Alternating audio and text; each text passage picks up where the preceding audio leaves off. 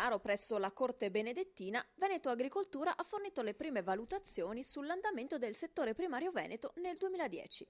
Quello che emerge è un quadro in ripresa rispetto al 2009, anno di forte crisi. Il dato positivo è determinato da un buon recupero delle quotazioni di molti prodotti agricoli, che avevano subito un forte calo dei prezzi. Entrando nel dettaglio dei singoli comparti, fanno bene le colture erbacee, soprattutto i cereali.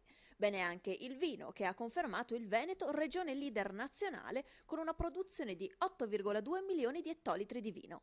Non si può dire altrettanto per il latte, sono stati più di 4.000 gli allevamenti a chiudere.